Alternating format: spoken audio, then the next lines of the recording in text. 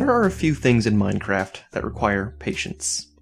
Wheat farms, for example, can take over an hour to grow. But I'm tired of going back and checking on my farm every few minutes. Not yet.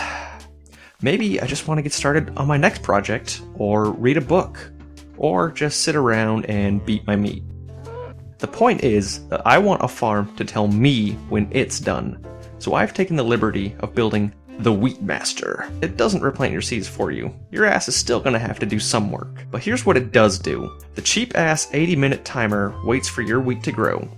The auto harvester floods the wheat farm for collection, and the alarm clock tells you when it's time to collect and replant. Now, automated wheat farms and alarm clocks are nothing new to the community, but this is where all the magic happens. For those of you familiar with redstone, it's a self-powered dispenser timer connected to 4 T flip-flops. And at the end of the circuit, it has another dispenser timer. But if you're retarded with redstone, like me, we'll head on up top and build it from scratch, and I'll explain as we go along. This is our redstone line. I've started us with a very simple button that hooks on to a piston. Watch how the piston fires every time I press this button.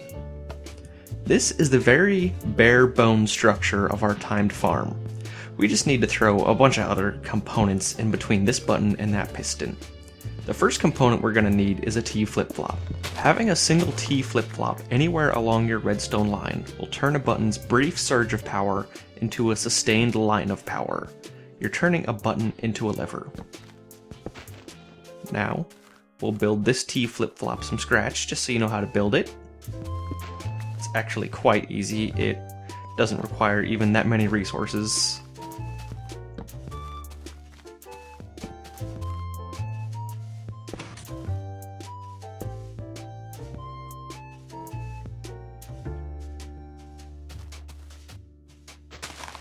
Now, I just want to move this button into a spot where we can see our piston, and see how when we press the button, the water stays on instead of briefly surging. Press it again, and the water turns off. But what if we don't want to press this button ourselves? What if we want something else to press the button for us? Well, we're in luck, because that's exactly what a dispenser timer does. A dispenser timer fires items onto a pressure plate, which turns the redstone line on. After 5 minutes, the item expires, but we have this one, and many others like it, rigged up so that when it expires, it automatically fires another item. Now, every 5 minutes, our T flip-flop gets power and turns it into an on or off signal for the piston, aka our farm. But since I don't want this video to be 80 minutes long, we're just gonna take this redstone off the dispenser and hook it back up to a button. Now, every time I press this button, we'll pretend that 5 minutes have passed on the dispenser. But farms don't grow in 5 minutes. Most farms take over an hour to grow into wheat. So where did those extra 75 minutes come from? More T flip-flops, that's where. You may have heard me say this before, but I'll say it again. You don't need to know why it works, you only need to know how it works. If you're intrigued, I'm sure you'll build it and find out on your own. But just know that the more T flip-flops we have, the longer it takes per button press.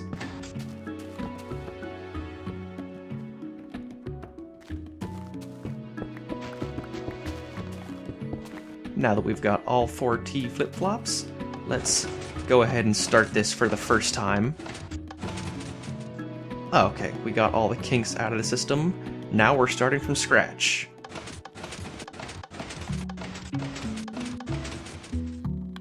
It takes 8 presses or 40 minutes of a dispenser timer for our piston to change states. In its current state, our farm will spend 40 minutes flooded and 40 minutes dry. So what we're doing here is placing a dispenser at the end of the line. No, Pig, you can't be in the schematic. Pigs have no purpose in schematics. Fine. So that every time it receives an on signal, aka 80 minutes, is when it will fire another item out and turn the water on for only 5 minutes. Before you leave, don't forget to change your testing button back into a dispenser timer. Now, the hardest part of the entire farm, the timer, is completely done. Some people might be curious about the alarm, so we can delve into that for a second. When the farm harvests, the items from the farm land on the collection altar and hit a pressure plate. This plate goes to one end of an AND gate, while a pulsar connects to the other end of the AND gate. Connected to the output of the AND gate is 4 repeaters and 4 note blocks that make a neat little tone when items land on the plate. If I have omitted any information, it's because I thought it would be too remedial for this video. So if at any point you were confused, you can probably find a link to what confused you here. Remember, working with redstone is never as hard as it looks. Give this project a shot, and you might be surprised at what you're capable of.